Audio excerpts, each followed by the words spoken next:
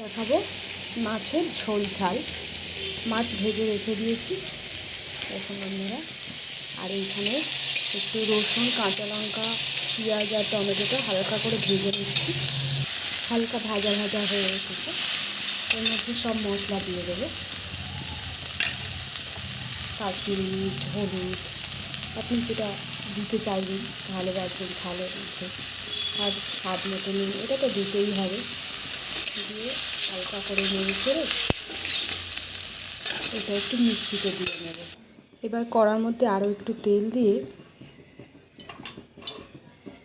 গরম করে সবজিগুলো দিয়ে দেবো। আলু আর পেঁয়াজ।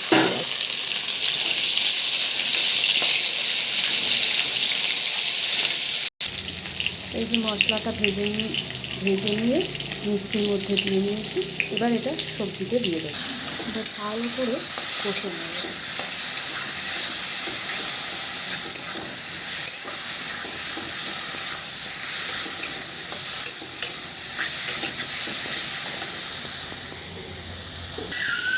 সবজিটা ভাজা ভাজা হয়ে এসেছে। এবারে জল ঢেলে দেবো।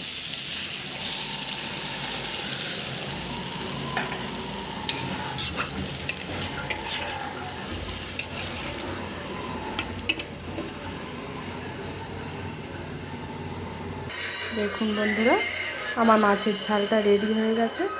এবার শুধু খাওয়ার অপেক্ষা।